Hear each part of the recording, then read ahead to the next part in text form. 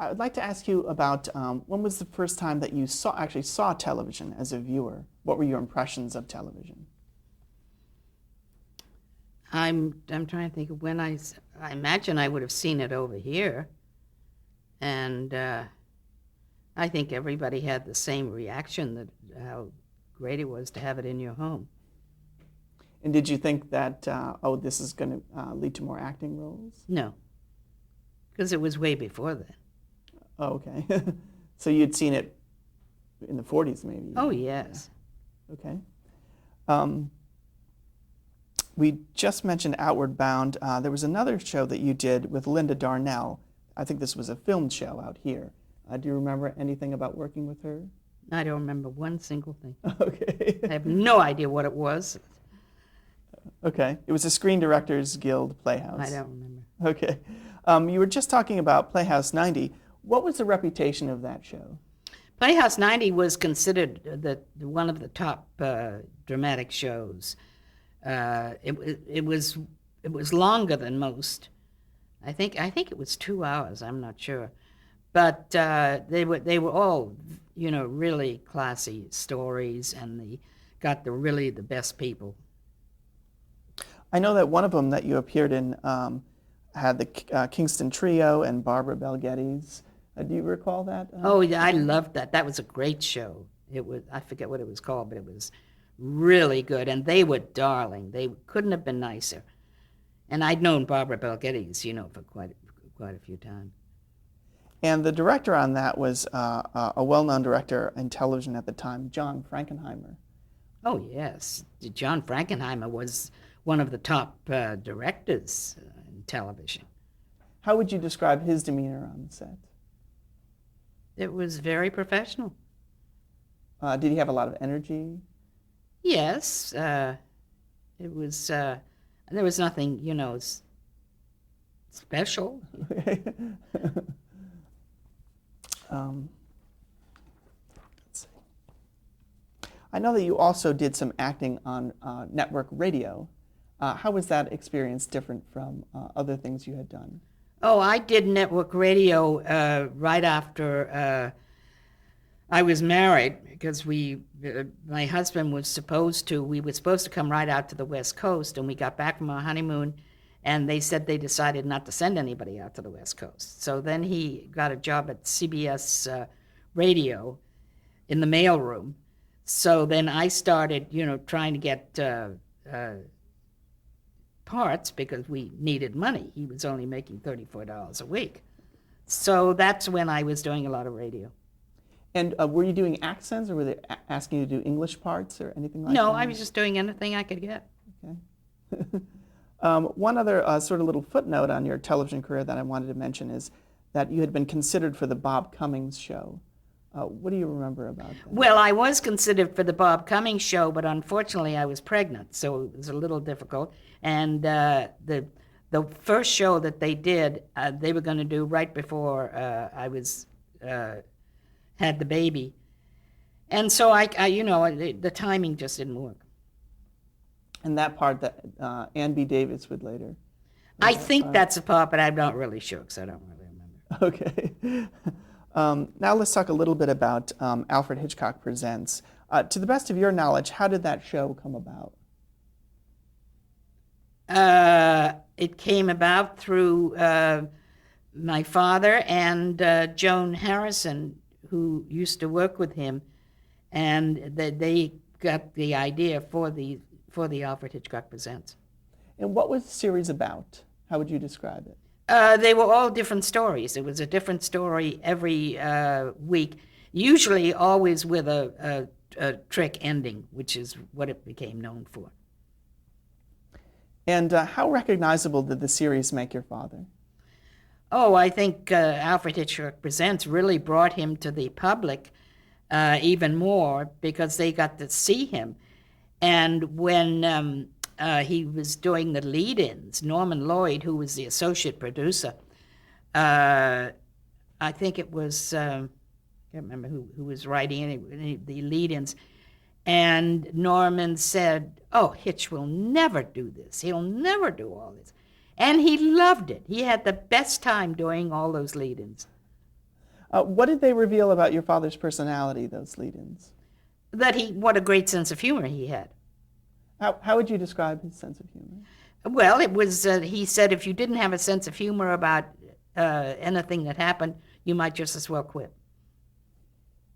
Did you have any favorites among those introductions? No.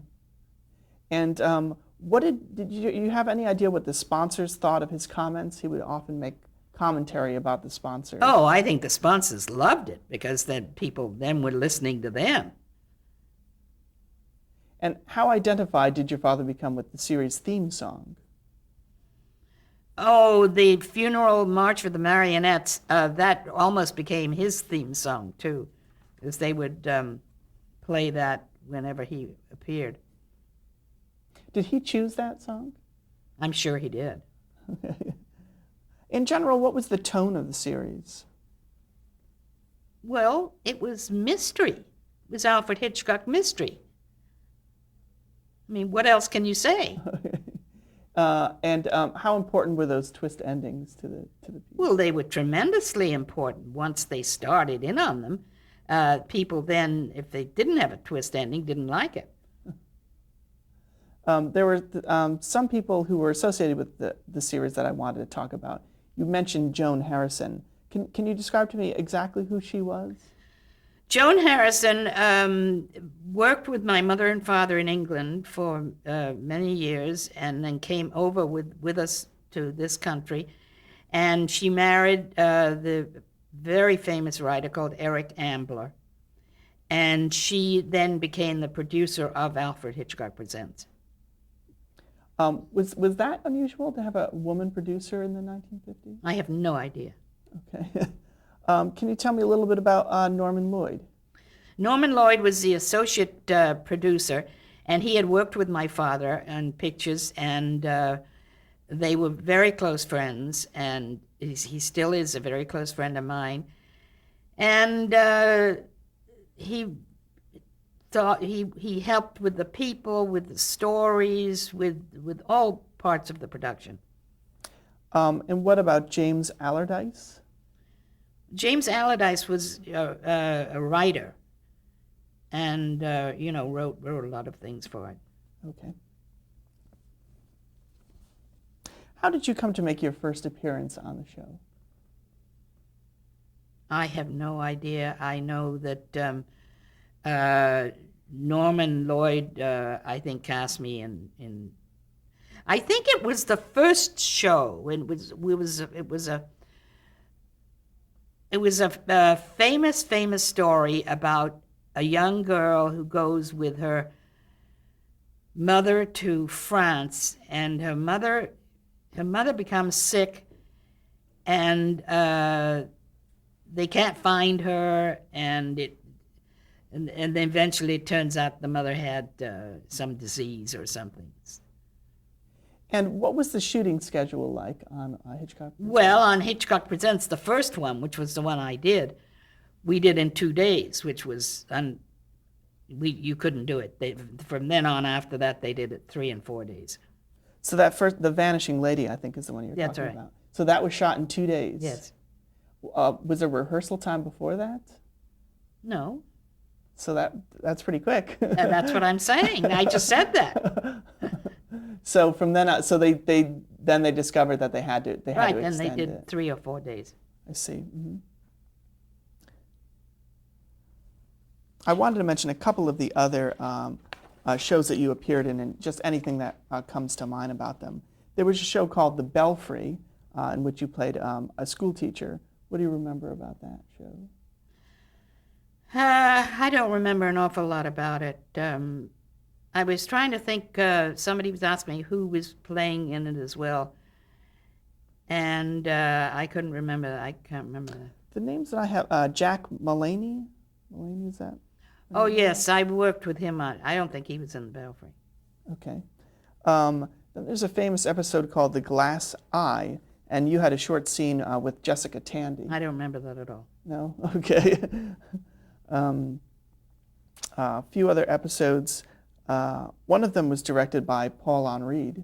What do you recall about him? Henry. Henreid, yes. Yeah. He and his wife were close friends of ours. I don't remember the show at all. Okay. But then he ended up being a director in television. Yes. Another one called the Schartz Metterklume Method, which I was sort of a family affair. Yes, my oldest daughter, Mary, Norman Lloyd wanted her to play one of the children in it. So you were both in that one. That's right. And what role did you play? A maid, as usual. Did you have a lot of maid parts? Yes. Okay. Did you ever appear in any of the hour-long episodes? I don't remember. I just don't remember. I think so, but I don't remember which ones. Did your father have a favorite episode among all the ones that he worked on? I think the one that I can remember was the one, I think it was the first one he did with Joseph Cotton. I think that was one of his favorites, but I don't remember the name of it.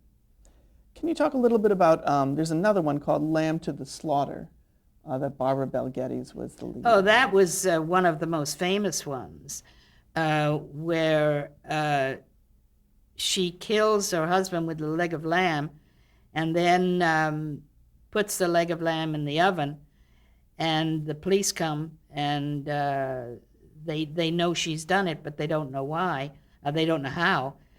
And she invites them to dinner, and they sit down and they eat the leg of lamb. What was your connection with the Alfred Hitchcock Mystery Magazine? The Alfred Hitchcock Mystery Magazine, I was an associate editor, but mainly I handled fan club and fan people. In what way? What did you do for that? Well, wrote different sort of fan appreciation things in the magazine. I see. Mm-hmm. What kind of connection was there to the show from this publication? Did they discover writers in this publication and use them? Some they did. Some they found some stories from the magazine too. Were there any writers that you remember that I don't remember. Went that route? I don't remember. Was Henry Slezar one of those? I know he did a lot of Probably. the series Yes, itself. yeah. Mm-hmm. And what about Levinson and Link? Do you remember if they went through the magazine? I know they wrote a few. No, I've never heard their names. Okay, okay. Why did the series end? I have no idea, probably because of lack of viewers, I would say. Okay. What do you think is the legacy of the Alfred Hitchcock Presents series? Well, I think that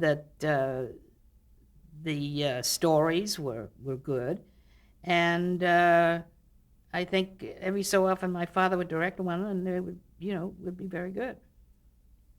Do you have a favorite role among the TV shows that you appeared in? No, I don't. Okay.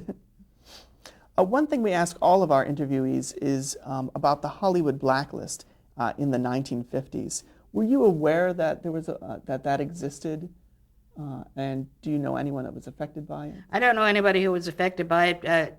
Obviously, if you were in the business, you knew about it. Mm-hmm. Was this anything that was discussed at the time, or just everybody sort of knew? No, nobody discussed it. Now I'd like to ask about the feature film Psycho. When was the first time you heard about the movie? My father told me about it, the story, and asked me if I would like to play the part in the beginning in the real estate office. And what was Psycho's relationship to the Hitchcock television series? I don't know that it had any. I never knew anything. Did he use the same people from the show in terms of the production? Well, yes, because he didn't want it. He wanted it to be a comparatively inexpensive picture. Was it a surprise hit for your father? I think it was a surprise. Yeah. Can you talk a little bit about working with Janet Leigh? Well, I liked working with Janet. We didn't do that. I didn't do that much, but she's since become a very close friend, and I think she was magnificent in the movie. Was there a secrecy about the plot of the film, particularly in terms of Janet Leigh's death a third into the movie? Were you aware that was going to happen? Well, we naturally have read the script, so we knew it was going to happen. Mm-hmm. Did you get to see the mother in person? No. No, you didn't. Okay. What about the dailies? Did you watch the dailies? Never. Actors didn't go to the dailies. Okay. Why was it shot in black and white? Do you have any idea? Because my father said it would be too gory in color. Oh, because of the shower sequences? Well, because of the blood. Mm-hmm. And what kind of publicity was done for that movie? I don't understand. What do you mean, what kind of publicity? How did it become such a big success? Well, I think it was the shock and the suspense in the movie. Well, what do you think is the legacy of Psycho? The legacy of Psycho? Mm-hmm. Oh, I don't think there is a legacy of Psycho. It was a movie. But do you think it had influence on movies that appeared since then? No, I don't think so at all. Okay. What has been your role in recent years to the restoration of your father's films? Well, my role has just been to make sure that it's done with the good taste that he had in his career. In the 1970s, you made some appearances on Hollywood Television Theater here in Los Angeles. Mm-hmm. What do you recall about that experience? Not very much. Okay. And this was with Norman Lloyd again? Yes. Yeah. Okay. What advice would you give an aspiring actress? I think I would give them the same advice as my father gave me, which is study your craft. And that's it. Okay. One thing that we do is we run names of people who we haven't discussed, but would like to get your impressions or if you have an anecdote. First person I have is Dame May Whitty. Oh, she was wonderful. I'd known her for many years, and then I was in a play with her at the La Jolla Playhouse called Night Must Fall, and she was a wonderful person. What about Charles Bennett? Charles Bennett worked with my mother and father in England, and then over here as a writer. David O. Selznick? Well, I thought he was always very, very nice to me, and I was very fond of him. Carol Lombard? She was great. Great sense of humor. How did you know her? Well, we had bought her house that she lived in before she married Clark Gable. Cary Grant? Very kind, very nice, very sweet person. Okay. Ingrid Bergman? Same, just exactly the same. We got along. She spent a lot of time at our house, and we were very close to her and her family. Joseph Cotten? He was probably my father's closest friend, and I just really, fond of him. Okay. And you did also get to see some of the filming of Shadow of a Doubt. Yes, I coached the little girl who played the daughter in her part, because she hadn't done anything before. Tallulah Bankhead? She was great, just great. I loved her. Ben Hecht? I didn't know him as well. I knew him, but not very closely. Okay. Claude Rains? Oh, I loved him, and I thought that he gave such an incredible performance in Notorious. In fact, I think that was my father's best movie. Edith Head? Yeah, I was very fond of her. And she was one of your father's closest collaborators. Yes, yeah. A long period of time. Bernard Herrmann? He was very nice. I liked him very much. Leo G. Carroll. Oh, I worked with him a lot, and we got along very well. What about John Williams, the actor? I did play with him at the La Jolla Playhouse. We had a lot of fun. What was he like as a person Oh, he was great. and as an actor? Same. He had a long career. I mean, he did Yes. a lot of Yeah. parts. Yeah. Was he just a reliable type? Oh, absolutely. James Stewart, He was very sweet, very nice. Vera Miles. Oh, I got along very well with her. Did you ever work with her? I guess she was in Psycho, but you didn't share any. No, she was, she was in the later part of it. Kim Novak. Oh, she's a wonderful person. Were you friends with her as well, or was your family friends with her as well? No, she lives up in Northern California, or did. I think she's in Washington now. Okay. Grace Kelly. She was our closest friend. Tippi Hedren. I still see her, and I still talk to her. And you were also on the set of The Birds. Is that not true? You saw some filming Oh, of that? yes, yeah. Do you have a special memory of that filming of that movie? No, it was just fascinating to watch. I think that was the most fascinating because they used mechanical birds, real birds, fake birds, and put them all together. What about your family? My family? Yes. Mm-hmm. What about them? Well, how important was it for you to also have a career and also have a family? Oh, my family naturally came first. Mm-hmm. Of course. And our last question is, how would you like to be remembered? As a nice person. Okay, for the Archive of American Television, thank you very much. Thank you. Okay.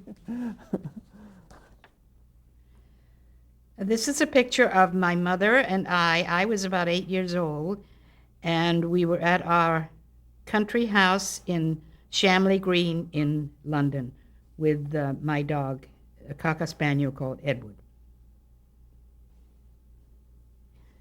This is a picture of me on the set of Lady Vanishes with Margaret Lockwood and my Cocker Spaniel, Edward.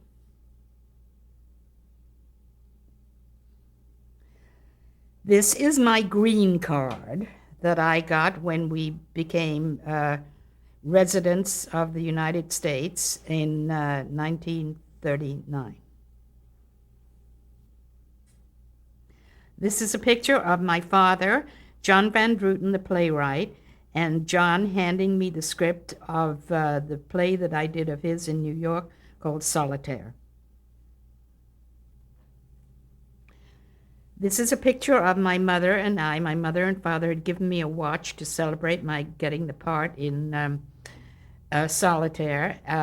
If the play had been a success, all these pictures of Solitaire were going to be put in Life magazine. This is a picture of Victor Killian, the actor who I was privileged to be with in Solitaire. He was a wonderful person.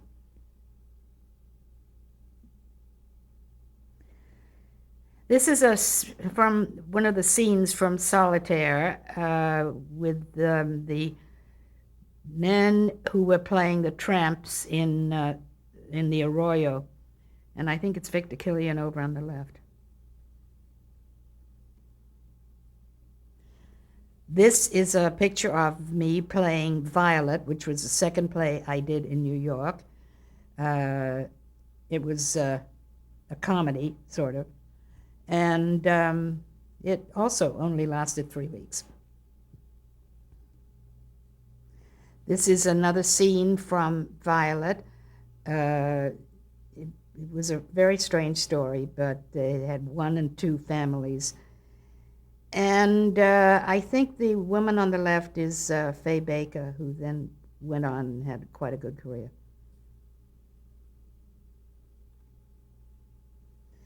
This is a picture of me with Margaret Webster, who was Dame May Whitty's daughter, and Marion Seldes, who went on to become one of our top stars on Broadway.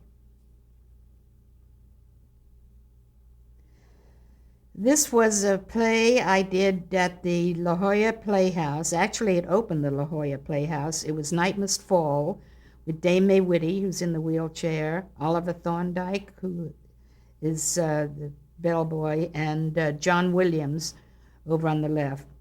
It was a lot of fun. However, it was the first time I'd ever done a play with 1 week's rehearsal.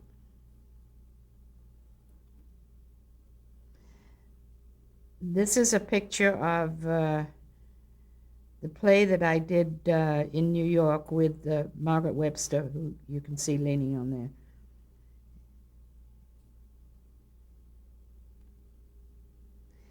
This was on the set of The Mudlark, and I'm with Jean Negulescu, the director. The Mudlark was with Irene Dunn and Alec Guinness. This is a picture of my father with Norman Lloyd and his wife Peggy up at my family's ranch in the Santa Cruz Mountains in California. This was from a television show that I was in called Outward Bound, and it had a lot of great actors in it.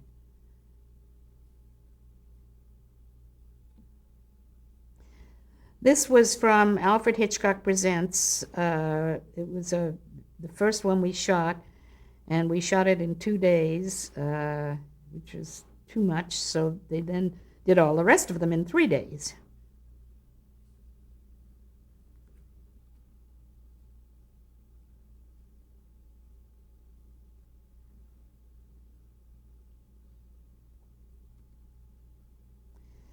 This was from one of the Alfred Hitchcock Presents, and my daughter Mary was in. Norman Lloyd decided he wanted to put her in, and there were other children in it too.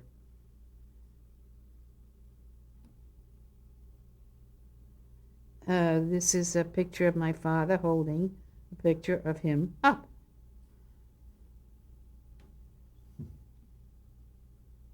This is a picture of my father with his signature over on the left. And who drew that caricature? He did. He drew the caricature of himself.